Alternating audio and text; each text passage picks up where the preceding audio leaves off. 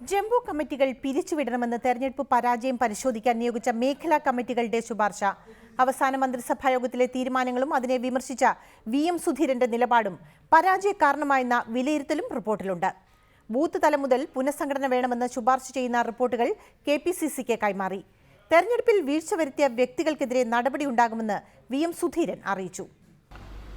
കോൺഗ്രസിലെ സംഘടനാ ദൗർബല്യം തെരഞ്ഞെടുപ്പ് പരാജയത്തിന് കാരണമായെന്ന വിലയിരുത്തലാണ് മേഖലാ കമ്മിറ്റികളുടെ റിപ്പോർട്ടിലുള്ളത്. ജംബോ കമ്മിറ്റികൾ പിരിച്ചുവിടണം. തെരഞ്ഞെടുപ്പ് ഘട്ടത്തിൽ തൃശൂർ, കൊല്ലം ജില്ലകളിൽ സംഘടന നിശ്ചലമായിരുന്നു. DCC തലം വരെ പുനഃസംഘടന അനിവാര്യമാണെന്ന നിർദ്ദേശവും റിപ്പോർട്ടിലുണ്ട്. അവസാന മന്ത്രിസഭാ യോഗത്തിലെ തീരുമാനങ്ങൾ ജനങ്ങൾക്കിടയിൽ മോശം പ്രതിച്ഛായ ഉണ്ടാക്കി. ഇതിനെ മറികടക്കാനായില്ല.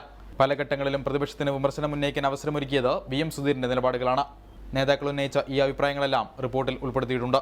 പല മണ്ഡലങ്ങളിലും പ്രമുഖ നേതാക്കൾ കാലുവാരിയെന്ന സ്ഥാനാർത്ഥികളുടെ പരാതിയും റിപ്പോർട്ടിനൊപ്പം KPCCക്ക് കൈമാറി. CN ബാലകൃഷ്ണനും മകളും തന്നെ തോൽപ്പിക്കാൻ പണമൊഴുകിയെന്ന അനിലക്കര മേഖലാ കമ്മിറ്റിക്ക് മുമ്പാകെ പരാതിപ്പെട്ടിരുന്നു.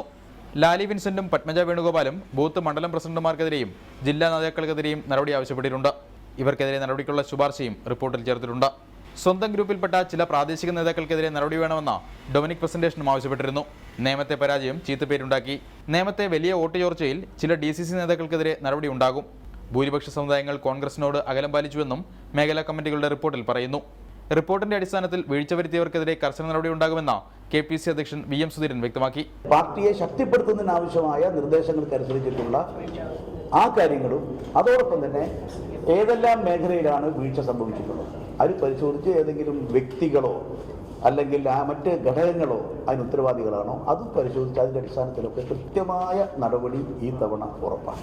മേഖലാ കമ്മിറ്റികളുടെ റിപ്പോർട്ടിലെ പൊതുനിർദ്ദേശങ്ങൾ ഹൈക്കമാൻഡിന് കൈമാറും. റിപ്പോർട്ടിലെ നിഗമനങ്ങൾ KPCC എക്സിക്യൂട്ടീവും ചർച്ച ചെയ്യും. റിപ്പോർട്ടർ, തിരുവനന്തപുരം.